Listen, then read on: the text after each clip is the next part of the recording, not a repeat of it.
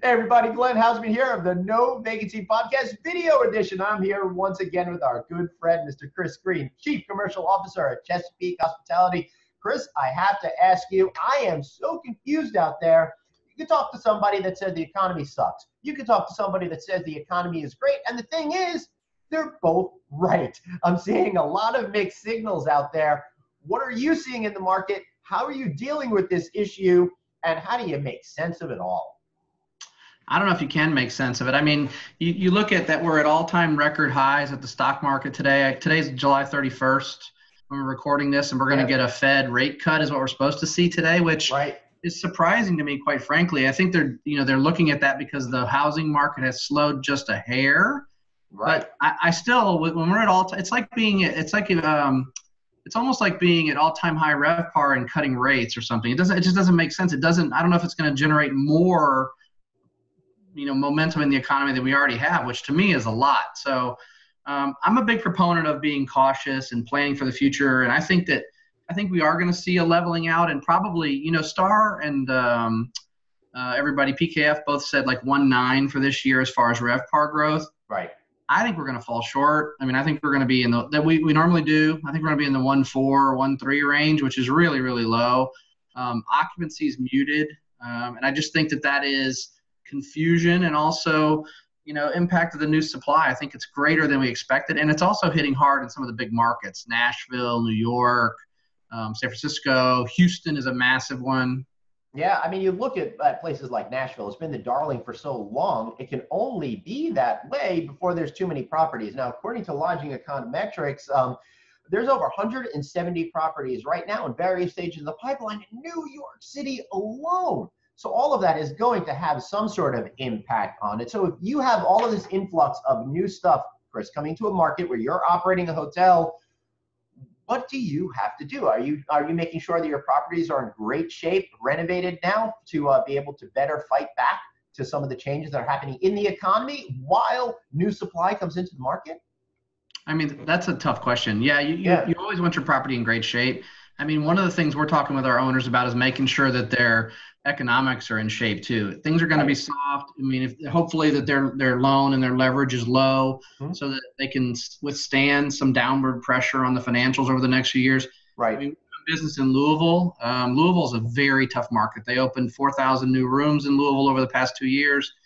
Absorption in that market has been slow. You combine that with the property we have there was a Starwood product. It's now a Marriott product.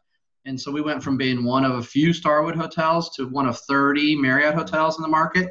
So there's that whole consolidation issue that we're dealing with. So there's all these layers of issues that are causing, in specific markets, downward pressure. And honestly, there's only so much you can do. I mean, you can attack RevPAR, but you don't want to give up pricing power. You don't want to denigrate your overall gains you've made in RevPAR over the past 8 years. So you kind of have to stay the course, because the minute somebody does that, we don't ever want to be the first guy to lead down. We're never going to do that. So, but then again, you've got other markets that are doing great. So this really is about market by market.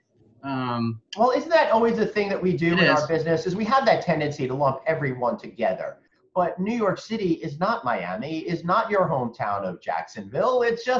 They're just so different. So I sometimes think we do ourselves a disservice by aggregating everything and creating an average when that number isn't really reflective of what is probably happening in the neighborhoods where you have hotels, right? Yeah, I just don't think, and we've talked about this a little bit, but that really does frustrate me, because even when we're budgeting for our hotels, which is coming up now, it's August basically, and budget time is starting, you can say to Mr. Owner, well, PKF says 1.4 next year, but we happen to know that Hattiesburg, Mississippi has been on a tear, and it's going to do 777. So it doesn't have, New York doesn't have that much impact on Hattiesburg, Mississippi. So and I don't think you would be buying, the same owner is not buying in New York that's buying in Hattiesburg. So no, and I'm certainly, as a customer, I'm not going, do I take the family to Hattiesburg or New York? It's just not happening. I'm doing one or the other. It's not in the conversation. Right. I think it's going to be interesting now, though. Here's the one thing I will say. Yeah. The top 25 markets have been doing, the past 5 years have been doing this. They've been pushing business towards secondary and tertiary markets, right? Right. They've been high priced, high occupancy, hard to get into. So companies like mine that are in secondary and tertiary locations have done very, very well. What's going to happen now is when things turn the other way, they'll start pulling back towards the city centers. And we saw this in 9, 10, 11, where the big cities would do things they hadn't done historically. Right. And it created pressure for the markets that lied outside, the suburban markets. So we'll just have to see how much they contract. Yeah, I guess we will. So I think the lesson to take away from today's conversation is mixed financial signals, mixed way of having to approach these issues depending where your hotel is. Don't get caught up worrying about what the industry averages are. Focus on your market, right? It's a street corner game, and that's the way we got to live it. Yeah, look at your star competitive set. That's where you do business, right? That's who you're doing business against. And if you're not holding or taking share in that set, you don't need to be worrying about New York, especially if you're in Slidell, Louisiana. I mean, you need to win Slidell. Yeah, right. And Yeah. hopefully the owners that bought the hotel built it on Slidell economics. I'm sure they did. So yeah, I would hope so, you know. Well, I think that's a great place to leave it. So be sure to subscribe to the No Vacancy newsletter. Text the word hotel to 6686.